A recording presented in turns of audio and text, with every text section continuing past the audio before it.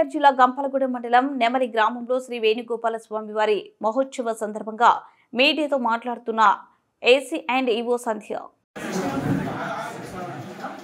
ఎన్టీఆర్ జిల్లా గంపలగూడెం మండలం నెమలి గ్రామంలో వేచి ఉన్న శ్రీ వేణుగోపాల స్వామి వారి దేవస్థానం 12వ తారీఖు స్వామివారిని పెళ్లి కుమారుని చేసి కార్యక్రమం అనేది మొదలుపెట్టామండి. నిన్న 13వ తారీఖు ఎదుర్కోవడం జరిగింది.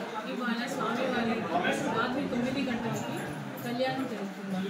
అలాగే పొద్దుటి నుంచి భక్తులు వచ్చి స్వామివారిని దర్శించుకుని తీర్థ ప్రసాదాలు తీసుకుని అలాగే మనకి 11 గంటలకి మన స్టోన్ ప్రెషర్స్ వెంకటరమణ గారి ఆధ్వర్యం గారి వారి వాళ్ళ అన్నదాత అండి. ఇవాళ ఒక్కరోజు కోసము వారి ఆధ్వర్యంలో అన్నదానం కూడా మొదలు పెట్టడం అయ్యిందండి.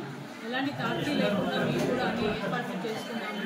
వాళ్ళు మెడికల్ క్యాంప్స్ ఏంటండి అలాగే పెట్టాము. ఇలాగే కొత్తగా ఈసారి బయో టాయిలెట్స్ కూడా పెట్టాము. ఇంటివరకు ఎప్పుడు లేదు, ఎందుకంటే ఈసారి శుక్రవారం కాబట్టి చాలా మంది వస్తారని అది మైండ్లో పెట్టుకొని దృష్టిలో పెట్టుకొని 10 బయో టాయిలెట్స్ కూడా పెట్టడం జరిగిందండి. ఎక్కడికక్కడ వాటర్ ఉంది. అలాగే తిరువురు గంపలగూడెం వాళ్ళు శానిటేషన్ కూడా వచ్చి ఎప్పటికప్పుడు క్లీనింగ్ చేస్తున్నారండి. ఆర్డీఓ గారు వచ్చారు, వారు కూడా చూసి ఏర్పాట్లు అన్ని పరిశీలించి మాకు కూడా సూచనలు సలహాలు ఇచ్చారు.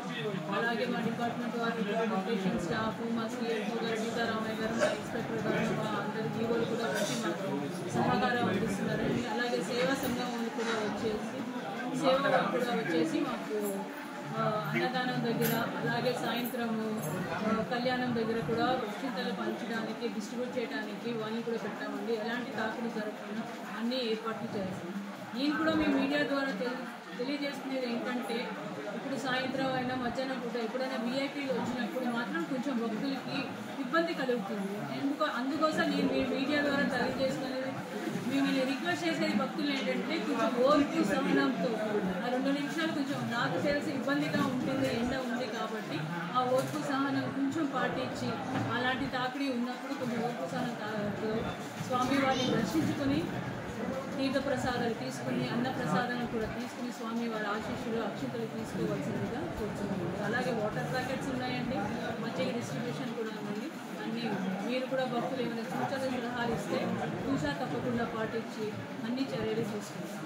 ధన్యవాదాలు.